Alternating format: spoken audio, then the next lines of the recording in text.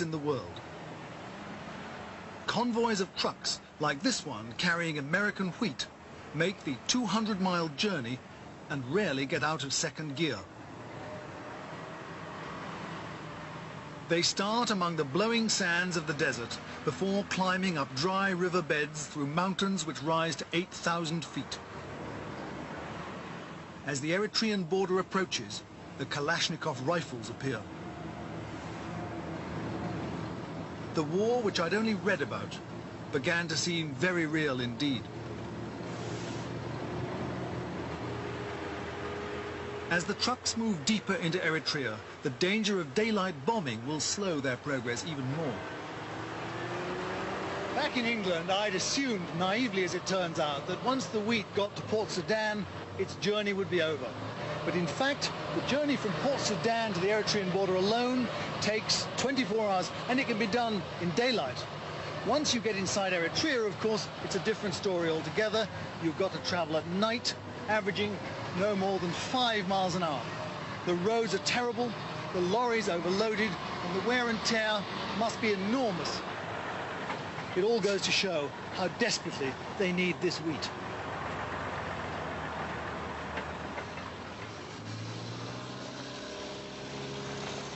My own transport, provided by the Eritrean Relief Association, or ERA, was a bit faster, but a great deal less comfortable.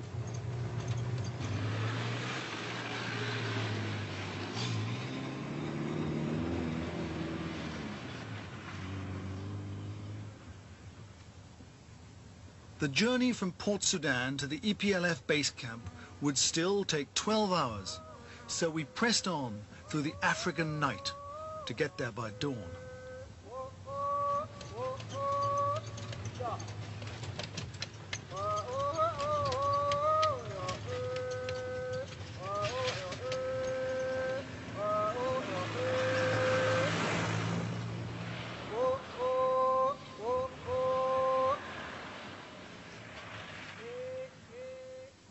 Next morning, I expected to find myself in a small town full of activity.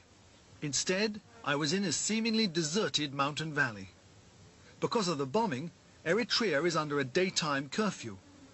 Everything is camouflaged.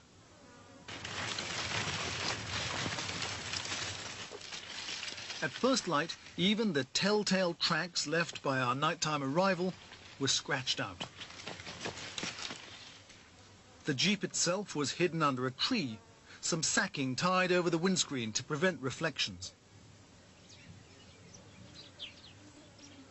I was staying in a well-concealed guest house built into the side of a mountain. Out on the veranda, 2 of ERA's staff joined me to help map out the rest of my route. Now, where's Tessene? Tessene is near the border in the Sudan. It's when you reach Zara, then you can go to... ERA has offices around the world to promote the Eritrean cause and collect money for food and medical aid.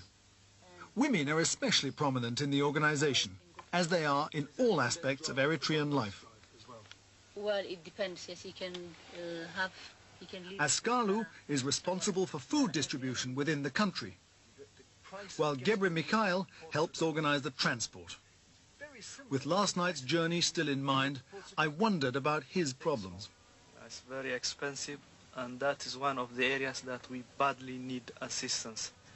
You see, this is an emergency situation, and our logistical capacity is so limited that we need to reinforce our fleet of trucks.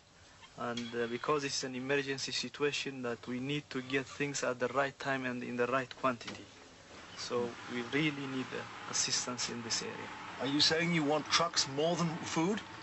No, but we equally need, food and trucks, because without the trucks, even if you give us food, given our present capacity, we will not be able to reach, the hundreds of thousands of people who are in dire need, Before setting out up country where the wheat was going, I wanted to locate the EPLF's hidden base camp, especially the hospital, about which I'd heard so much.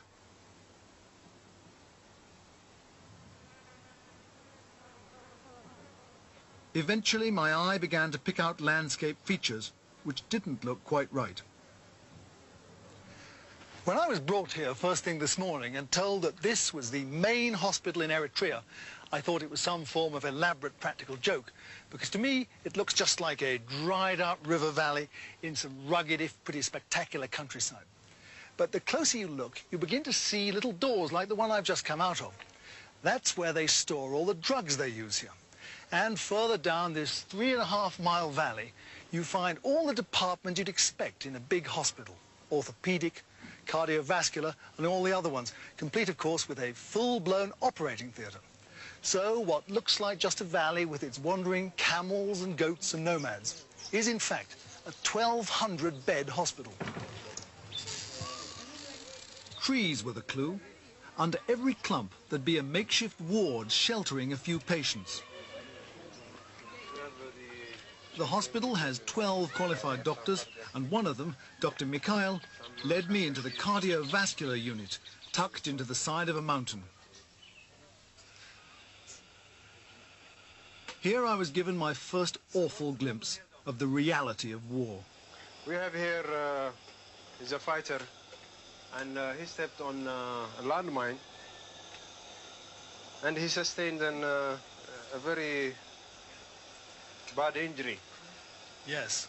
He has an amputation of the left leg and abdominal injury. He also has some amputation of the fingers too. But most of the patients were not fighters. A few days earlier, 4 Ethiopian MiGs had spotted something moving on the ground and dropped 14 cluster bombs. Their target turned out to have been a school. 3 children were killed and 13 injured. She's about she's 15 years old. Yes. And she sustained a chest injury as well as fracture of the humerus. And we put this airplane cast because the fracture was very high at the head of the humerus. And this is the way you treat them. Come here, Lucky. Hold on, Lucky. These children seem pretty brave, Doctor. They are brave because they are among the fighters, and this one sustained an injury on his elbow region, quite a bad one. Actually, the arm was dangling, and the arteries, the nerves, they were all cut. He has a very bad fracture. And because he came in a very short time after his injury, we were able to save his arm. We repaired the arteries, and we connected the muscles, the bone, and his hand, we managed to save the arm. So he'll be able to use his arm again? Yes. It seemed remarkable that sophisticated operations like these could be performed under such conditions. Can you tell him from us how brave we think he is, please? Even so, there's a desperate shortage of drugs and medicines. All these children had to relieve their pain was aspirin.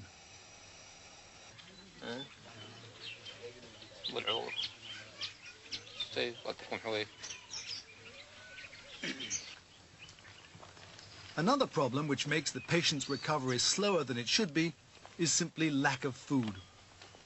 The basic diet is lentils and bread made from sorghum, or dura as it's called locally.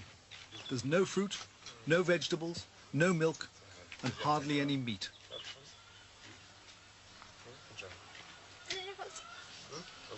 Scurvy and